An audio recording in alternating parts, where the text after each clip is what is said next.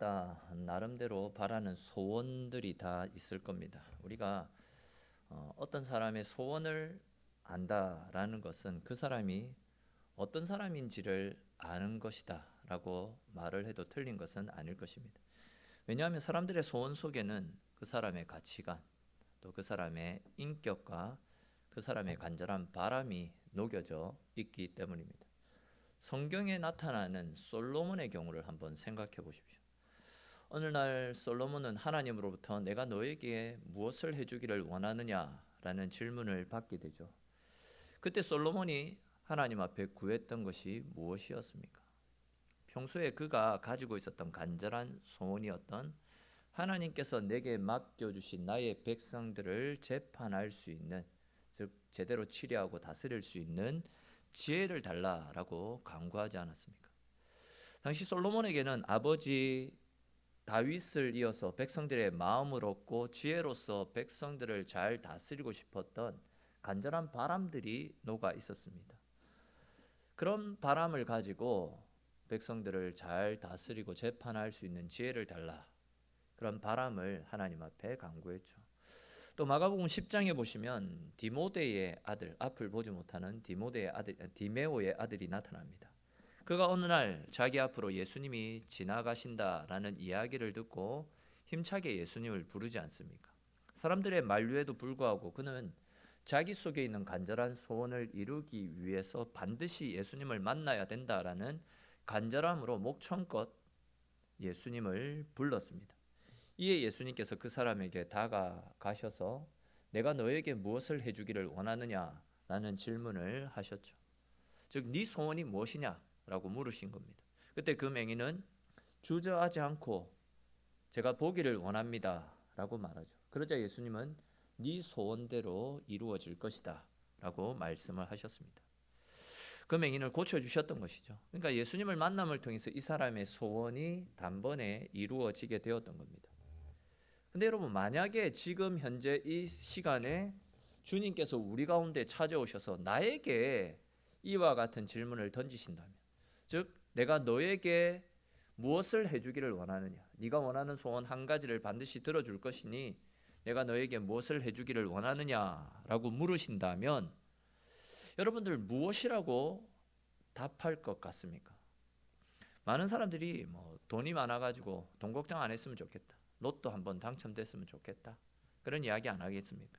건강했으면 좋겠다, 자기 자녀들이 좋은 대학에 들어가고 좋은 직장에 취직했으면 좋겠다, 그런 이야기를 할 겁니다. 그러니까 세상에서 성공하고 또 세상에서 남들이 알아주는 위치에 가고, 말 그대로 입신양명, 성공과 출세, 이런 것과 관련된 소원을 이야기하지 않겠습니까? 근데 이제 오늘 우리가 살펴볼 말씀에서는 우리가 추구하며 살아가는 우리의 소원이 얼마나 부질없는 것인지를 깨닫게 하는 말씀이 나타납니다.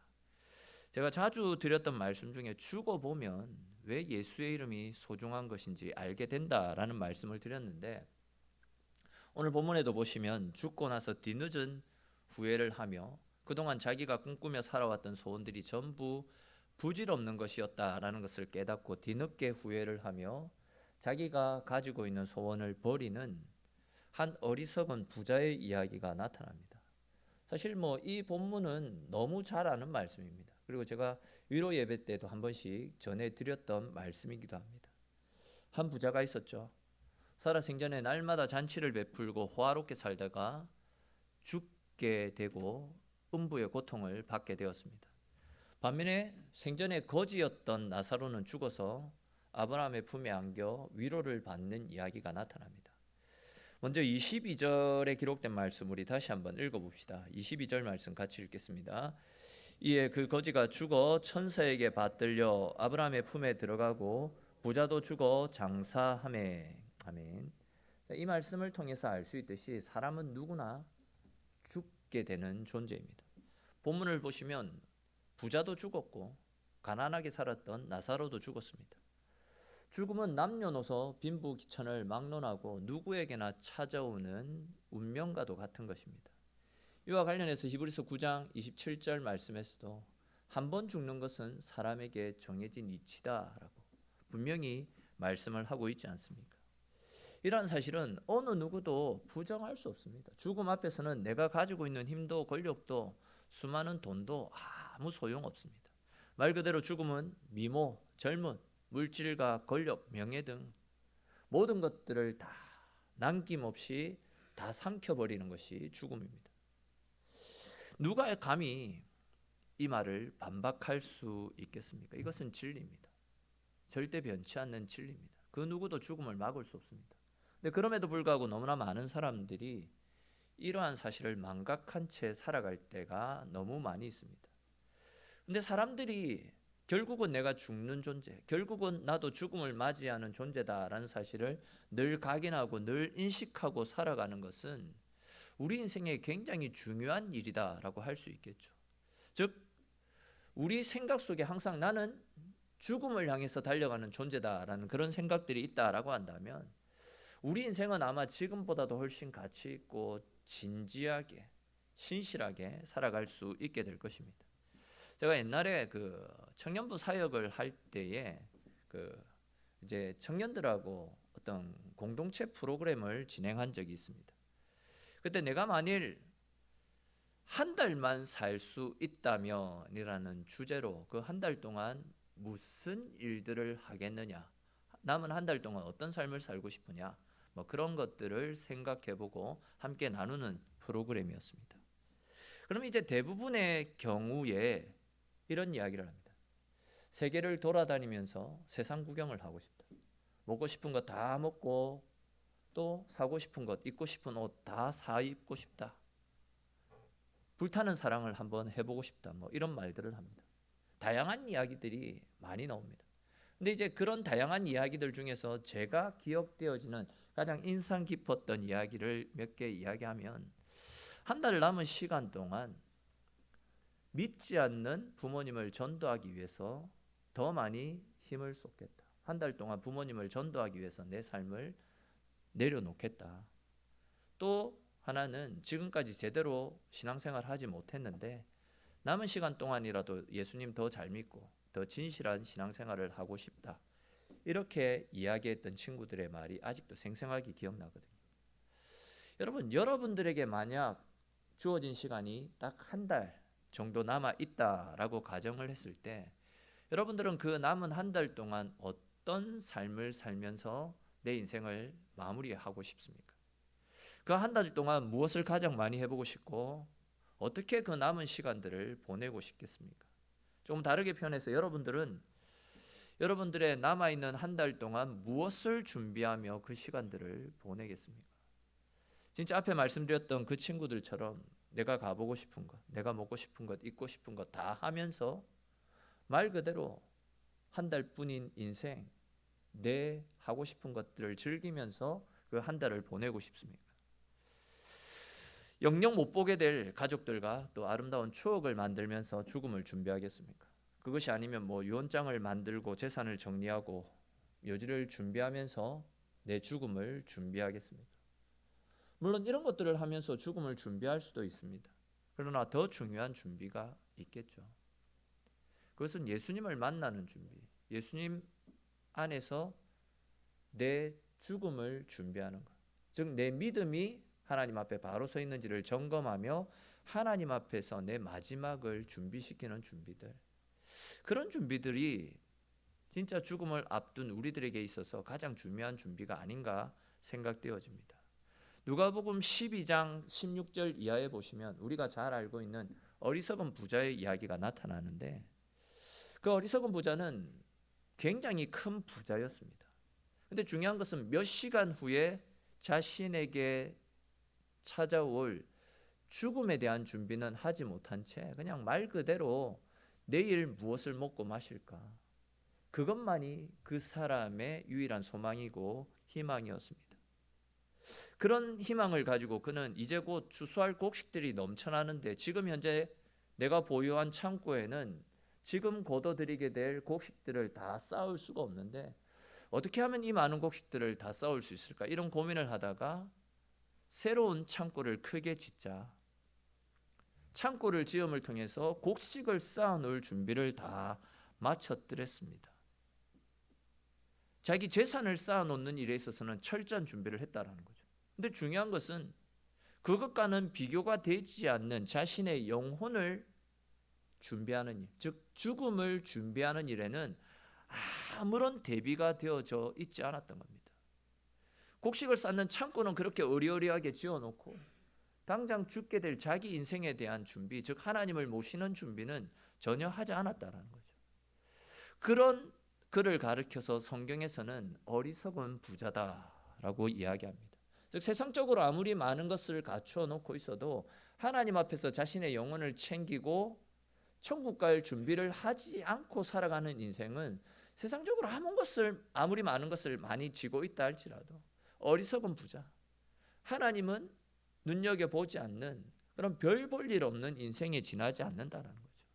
근데 이제 오늘 본문에 등장하고 있는 부자 역시도 죽음을 준비하지 못한 대표적으로 어리석은 사람이다 할 수 있습니다. 그는 살아있을 동안에는 그것을 깨닫지 못했습니다. 그리고 죽어서 지옥에 가서야 자신이 살아있는 동안 죽음을 준비하지 못했던 어리석은 사람이다 라는 사실을 뒤늦게 깨닫게 되죠. 그리고 죽고 나서야 비로소 그에게 소원이 생겼습니다. 새로운 소망이 두 가지 생겼습니다. 그 첫 번째 소원은 물 한 모금만 마시는 일입니다. 이 부자는 살았을 때 날마다 호화로운 생활을 즐겼습니다. 날마다 산의 진미를 만들어서 큰 자취를 베풀고 자기의 이름을 세상 가운데 알리는 것을 기쁨으로 생각했던 사람입니다. 먹는 것에 대해서, 마시는 것에 대해서 부족함이 없던 사람이었죠. 근데 이제 그랬던 그가 죽어서 지옥에 갔습니다. 근데 그가 즐겨 먹었던, 이 땅 가운데 살 때 즐겨 먹었던 산의 진미보다도 그에게 있어서 간절한 바람은 손가락 끝에 물 한 방울이라도 적셔가지고 그 물 한 방울이라도 자기 입에 대어보는 것, 그것이 그의 간절한 소원으로 남게 되었습니다. 진짜 여러분 손가락 끝에 요게 좀 더러운데 물 찍어가지고 하면 얼마나 떨어지겠습니까? 그런데도 그에게는 그 한 방울의 물이라도 마시는 것이 그의 소원으로 바뀌는 것을 볼 수 있습니다. 여러분 지옥이 어떤 곳입니까? 지옥은 목마름의 고통이 있는 곳입니다. 왜 지옥에 가면 목마름의 고통이 있을까요? 요한복음 8장 37절 이하의 말씀에 보시면 예수님은 당신을 가리켜서 당신은 우리에게 영원히 목마르지 않는 생수라고 말씀하시지 않았습니까? 예수님은 생수십니다.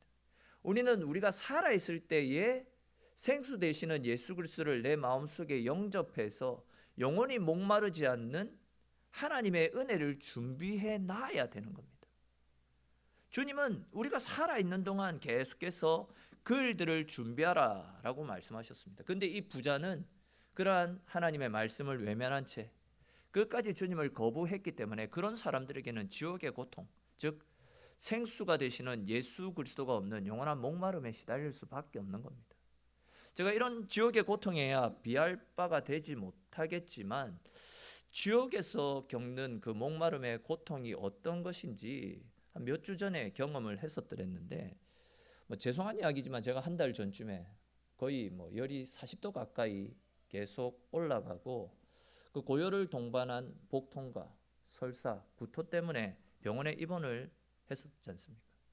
저 역시도 이제 그 사실이 저도 이해가 되지 않는데 조금 이해가 되지 않는 부분인데 어떻게 이럴 수가 있을 수 있나 싶은데 좀 더러운 이야기인데 이해하고 들어주십시오. 병원에 입원한 그날 저녁부터 해가지고 다음 날까지 죄송합니다. 설사를 20번 넘게 했습니다. 저도 그게 신기할 정도입니다. 그리고 좀 표현이 그렇지만 이해하고 들으십시오. 그렇게 되면 이제 다 헐어야 되잖아요. 멀쩡한데 20번 넘게 설사를 했습니다. 그러자 이제 의사 선생님이 그 왕진이라 합니까? 그걸 와가지고 자기도 이제 원인을 알 수 없으니까 일단 먹는 것을 금지하고 그리고 물 마시는 것도 정지를 시켰습니다. 그러니까 이제 금식을 하고 한번 지켜보자라고 이야기하시더라고요. 그래서 이제 거의 하루 가까이 물도 못 먹고 아무것도 못 먹었는데 배가 고픈 것은 충분히 견딜만 하던데 목이 마른 것은 견딜 수가 없더라고요. 여러분도 아시겠지만 제가 평소에 물을 좀 많이 먹습니다. 굉장히 많이 먹는데, 근데 물을 먹지 말라라고 하시니까 제 입장에서는 거의 뭐 패닉 상태에 다다르는 겁니다. 그 고통이 너무나도 힘들어가지고 물 좀 마시면 안 되겠냐고 그 늦은 밤에 간호사실에 가가지고 그 간호사 쌤한테 부탁을 했더니 안 된다라고 이야기하시면서도 제 표정을 보고 저 사람 진짜 물 안 주면 죽을 것 같다라는 생각이 들어서 그런지 모르겠지만, 거즈 있잖아요, 작은 거즈, 거기에다가 물을 살짝 묻혀가지고 그걸 그냥 조금 뭐 마셔라, 빨아 먹어라, 뭐 그렇게 이야기를 하시더라고요. 사실 평소 같으면 거즈에 묻어 있는 그 물을 먹는다. 그 더러운 것들이 입안에 들어갈까봐, 몸속에 들어갈까봐 꺼려지고 평소에는 그걸 거들떠 보지도 않을 건데, 그 거즈 속에 묻어 있는 그 작은 물, 그걸 한 방울이라도 더 마시기 위해 가지고 거의 뭐 쭉쭉 빨다시피 했었던 그런 기억이 나거든요. 아마 제 평생 먹어보았던 물 중에 가장 맛있었던 물로 그렇게 기억이 납니다. 목마름의 고통을 겪지 못한 분들은 이해가 되지 않을 수도 있는데, 진짜 목마름의 고통은 말로 표현할 수 없을 정도로 엄청난 고통이라 할 수 있습니다. 근데 이제 지옥에 간 사람들은 뭐 이런 하루 정도 물 안 마시고 하는 이런 고통과는 비교가 되지 않겠죠. 자기가 살아있을 때 생수의 근원 되시는 예수 그리스도를 찾지 않은 것을 평생 후회하면서 땅을 치며 통곡하는 일들이 지옥 가운데서 일어나게 된다라는 겁니다. 사실 많은 사람들이 살아있을 때에는 돈을 모으는 일이, 성공하고 출세하는 일들이 평생 그들의 소원이었지만, 지옥에 간 사람들은 그 인생이 얼마나 어리석고 미련한 인생이었는지 뒤늦게 깨닫게 되고, 그때부터 그들의 소원이 바뀌게 되는 겁니다. 그 소원은 다른 것이 아니겠죠. 단 한 방울의 물만이라도 마실 수 있는 것, 손가락 끝에 적셔주는 그 물 한 방울이라도 마셨으면 하는 것이 그들의 소원으로 바뀌는 겁니다. 제가 죽어보면 안다라고 이야기하는 것도 바로 그런 측면에서 드리는 말씀입니다. 죽어보면 지옥의 고통이 얼마나 큰지 알게 될 것이고, 죽어보면 생수의 근원 되시는 예수님을 살아있을 때 영접하고 그 예수님을 먹고 마시며 살아왔던 우리의 삶이 얼마나 복되고 귀하고 가치 있는 것인지, 우리가 천국 가서 천국의 기쁨을 누려보면 그 은혜들을 알게 된다라는 겁니다. 다음으로 이제 지옥에 간 이 이 부자의 두 번째 소원이 무엇으로 바뀌게 됐냐면, 우리 27절과 28절에 기록된 말씀 같이 한번 읽어봅시다. 27절, 28절 말씀입니다. 이르되 그러면 아버지여 구하오니 나사로를 내 아버지의 집에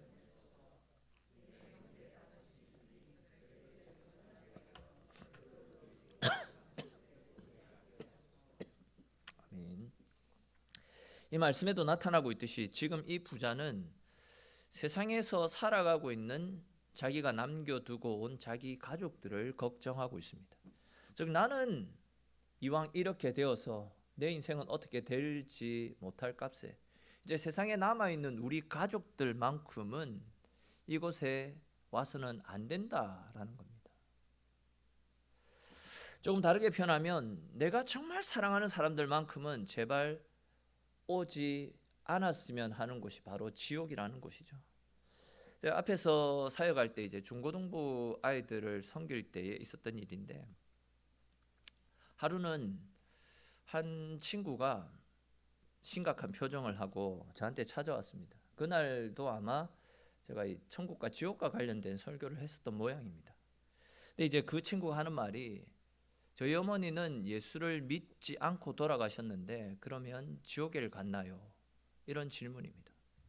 순간적으로 당황했지만 성경에서는 분명히 예수 그리스도를 믿는 믿음으로만 천국에 갈 수 있다라고 말씀을 하고 있기 때문에 그냥 그렇지 않겠나라고 그냥 조심스럽게 그렇게 대답을 해 주었더랬습니다. 그래서 이제 그 친구가 하는 말이 무엇이냐면 굉장히 충격적이었는데, 그러면 저는 예수님 믿지 않고 지옥에 갈게요 라고 눈물을 흘리면서 이야기합니다. 엄마가 있는 곳에 가고 싶다라는 겁니다. 믿음이 없는 아이는 그런 생각을 할 수 있겠다 싶더라고요. 그래서 이제 제가 오늘 본문에 나타나고 있는 이 부자의 이야기를 해주면서 만일 네가 지옥에 가게 된다면 그곳에 계신 너희의 어머니가 어떻게 생각하겠냐? 지금 너희 어머니가 생각하고 있는 가장 간절한 바람, 가장 간절한 소원이 무엇이겠냐? 이 부자가 소원하고 있는 것처럼 너라도 잘 믿어서 지옥 오지 말고 천국에 들어가는 거, 그것이 너희 어머니가 너한테 바라는 가장 큰 소원 아니겠냐? 이런 이야기를 해줬던 기억이 있거든요. 여러분, 지옥에 간 사람치고 예수 그리스도를 제대로 믿지 않은 것에 대해서 후회하지 않는 사람이 아무도 없을 것입니다. 내가 왜 그때 예수님을 믿지 않았을까 하면서 모두가 땅을 치고 후회를 할 것입니다.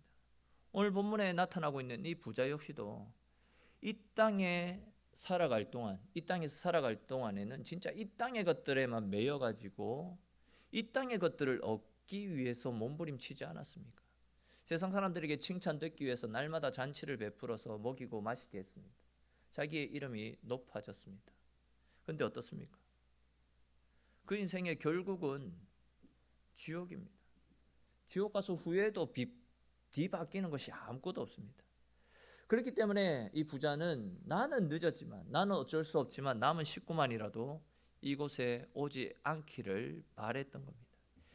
이전에 세상에서 살 때는 자기 가족들이 또 자기 자녀들이 세상에서 성공하고 세상에서 잘 먹고 출세하고 이름이 높아지는 것, 이것이 이 사람에게 있어서 가장 간절하고 가장 최고의 소원이었는데 지옥의 고통을 경험하고 보니까 다 부질없는 것이구나, 아무 쓰잘데기 없는 것이구나, 그것을 깨닫고 이 사람의 소원이 완전히 뒤바뀌게 되는 것을 볼 수 있습니다.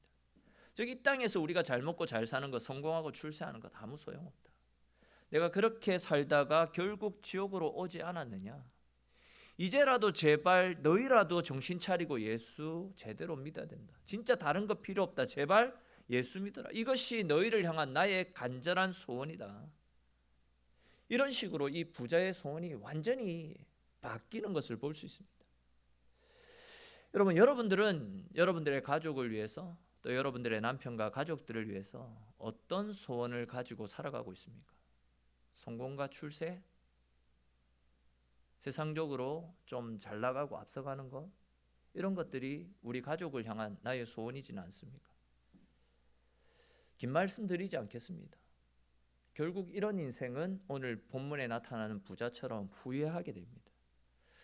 우리도 죽고 나서 지옥에 가 있을 자녀들과 가족들과 사랑하는 이웃들을 보면서 여러분, 그때 가서 후회하고 통곡하고 울고 불고 해봤자 그 인생은 바뀌지 않는 겁니다. 그렇기 때문에 이제 우리는 세상을 향한 우리의 소원을 바꿔야 됩니다. 우리 가족들을 향한, 우리 자녀들을 향한 우리의 소원들이 바뀌어져야 됩니다. 우리 인생은 생수가 되시는 예수님을 알지 못하면 아무 소용없습니다. 결국 땅을 치고 후회하는 그런 인생이 되고 말 것입니다. 자녀들이 공부를 잘하고 취업도 잘 되어 있고 돈 많이 벌고 있다라고 해가지고 그것으로 안심해서는 안 됩니다. 오히려 그런 것들 때문에 신앙생활을 멀리하고 하나님을 떠나 있다라고 한다면 통곡하고 울면서 그들의 옷이라도 붙잡고 그들이 하나님 앞으로 돌아오도록 통곡하는 심정으로 기도해야 됩니다. 청년들 사이에서는 그 문제를 가지고 지금 계속 기도하고 있다라고 합니다. 생각나실 때마다 청년들 중에 믿지 않는 가족들 때문에 기도하고 있는 청년들, 하루속히 복음으로 하나 되어지도록 위해서 기도해 주시고, 또 우리 성도님들 가운데서도 믿지 않는 가정 속에서 혼자 신앙생활하는 분들이 있고 또 가족들 중에 믿지 않는 분들도 분명히 계실 겁니다. 그런 분들이 속히 복음으로 하나 되어져서 함께 모이면 기도하고 예배 드리는 믿음의 가정, 복음의 가정 될 수 있도록 우리 생각날 때마다 수시로 기도하는 삶을 살아야 됩니다. 아무리 많은 것들을 가지고 있어도 생수의 근원 되시는 예수님을 모른다면 끝장인 인생입니다. 결국 땅을 치고 후회하고 마는 인생입니다. 천국에서 그들을 바라보는 우리의 심정이 마냥 기쁘기만 하겠습니까?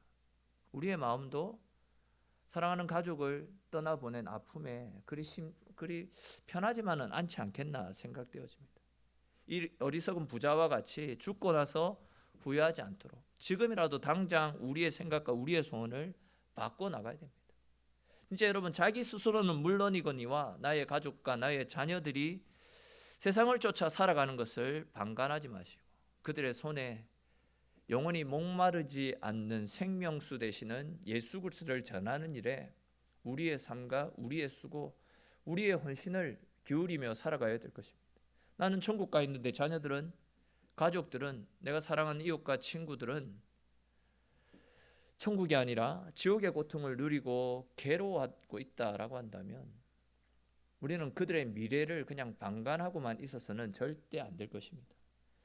다시 한 번 더 본문을 보십시오. 전에도 이 부분은 제가 말씀드린 기억이 몇 번 있는데, 여러분, 지금 아브라함의 품에 있는 이 거지의 이름이 무엇이라고 성경은 기록하고 있습니까? 나사로죠. 중요한 이야기이기 때문에 계속 반복을 드립니다. 그럼 이 부자의 이름은 무엇입니까? 그렇죠. 부자의 이름은 성경에 기록하고 있지 않습니다. 성경에는 그 부자의 이름에 대해서 이야기하지 않고 있습니다. 과연 우리 중에 이건희, 이재용, 최태원, 정몽준 이런 대기업 총수의 이름을 모르는 사람들이 있겠습니까? 그것처럼 오늘 본문에 나타나는 부자 역시도 이 땅에 살면서 날마다 호화로운 생활을 베풀었기 때문에 아마 세상적으로 꽤나 유명한 사람이었을 겁니다. 세상에서는 이 사람의 이름이 각광받고 사람들의 칭찬 가운데 떠오르는 이름이었을 것입니다. 그에 반해서 나사로의 경우에는 남의 집에 버려진 음식 찌꺼기나 먹고 겨우겨우 살아갔던 초라하고 볼품없는 이름이었을 것입니다. 사람들이 나사로를 가리킬 때에도 야, 그 부잣집에 그 쓰레기 주워 먹는 그 거지 있잖아, 그 사람 누구야? 그런 식으로 나사로를 가리켰을 겁니다. 이 사람의 이름에 대해서 관심 가지는 사람 아무도 없었을 것입니다.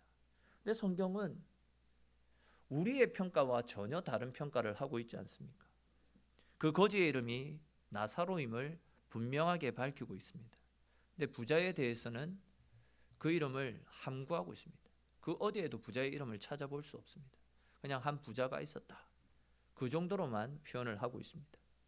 이 사실은 우리에게 많은 것을 생각나게 하는 말씀이다 생각됩니다. 우리가 이 세상에서 아무리 유명하고 아무리 많은 것을 가지고 있다 할지라도 예수의 이름을 간직하지 않는 인생은 하늘나라 생명책에 그 이름이 기록되지 않습니다. 부자의 이름 생명책에 없습니다. 생명책에 없으면 그 인생은 끝입니다. 그러나 이 세상에서 인정받지 못하고 가난하고 천덕꾸러기 같이 지냈다 할지라도 예수의 이름을 간직한 사람, 즉 생수의 근원 되시는 예수님을 소유하고 살아가는 사람은 이렇게 하늘나라 생명책에 그의 이름이 반듯하게 다 기록되어져 있습니다. 그러다 보니까 하나님의 품에 안겨서, 아브라함의 품에 안겨서 안식하는 기쁨을, 평안을 누리는 은혜를 경험하고 있는 것 아니겠습니까? 사랑하는 성도 여러분, 여러분들은 세상에서 인정받고 세상에서 유명한 자가 되어지기를 소망하십니까? 아니면 하나님으로부터 인정받고 하나님께 칭찬 듣는 삶을 살기를 원하십니까?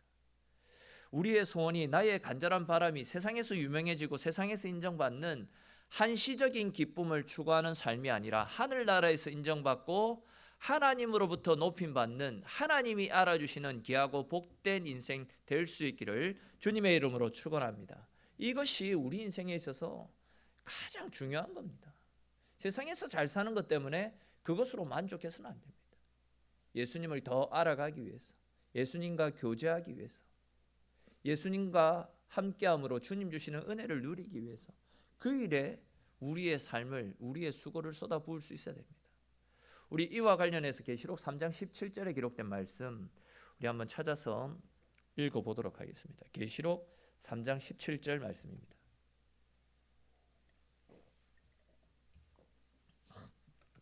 굉장히 중요한 말씀이라 일부러 찾아보도록 제가 방송실에 안 넘겼는데, 계시록 3장 17절 말씀, 그래도 방송실이 착해가지고 다 띄워주네요. 앞에 한번 보면서 아니면 또 성경 보면서 3장 17절 말씀 같이 읽도록 하겠습니다. 내가 말하기를 나는 부자라 부여하여 부족한 것이 없다 하나 내 공고한 것과 가련한 것과 가난한 것과 눈먼 것과 벌거벗은 것을 알지 못하는도다. 아멘. 자, 이 말씀이 무슨 말씀이냐면, 이 말씀에 의하면 여기 등장하는 사람은 분명히 한 사람입니다. 한 사람. 근데 이제 이 한 사람에 대한 평가가 둘로 나뉘어지고 있습니다. 한 가지는 자기가 알고 있는 나입니다.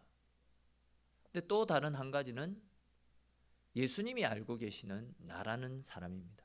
근데 중요한 것은 내가 나를 평가하는 것과 예수님이 나를 평가하는 것이 너무나도 다르게 나타나고 있습니다. 내가 스스로를 평가할 때는 자기 스스로를 향해서 나는 부자라고 평가하며 스스로 만족하지만, 나를 향한 예수님의 평가는 전혀 다르게 나타납니다. 예수님은 나를 향해서 부자가 아니고 가난한 자다라고 이야기하십니다. 나는 내가 세상을 바라보는 안목이 탁월하다라고 생각했는데, 예수님은 너는 눈이 먼 자다라고 말씀합니다. 나는 잊고 있다라고 생각했는데, 예수님은 너는 벌거벗은 자다라고 말씀하고 있습니다. 나는 스스로 내가 행복한 사람이다라고 평가했는데, 주님은 내가 불쌍한 사람이다, 그렇게 이야기를 하고 있습니다.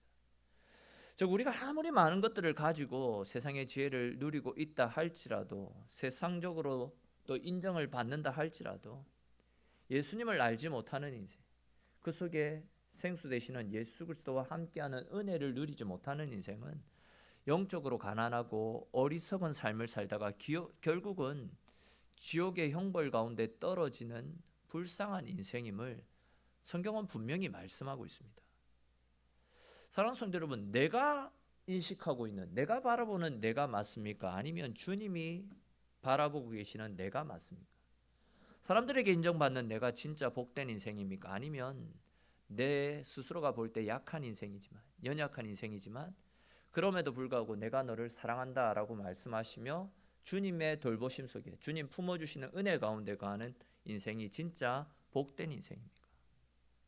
당연히 주님의 사랑을 누리는 인생, 나는 연약하지만 그럼에도 불구하고 나는 너를 사랑한다 라고 하시는 주의 음성을 들으며 살아가는 인생, 넘어지고 깨어지지만 주님 품 안에서 다시 일어나서 주님과 함께 천국을 향한 믿음의 길을 걸어가는 인생, 그런 인생이 진짜 행복하고 복된 인생 아니겠습니까?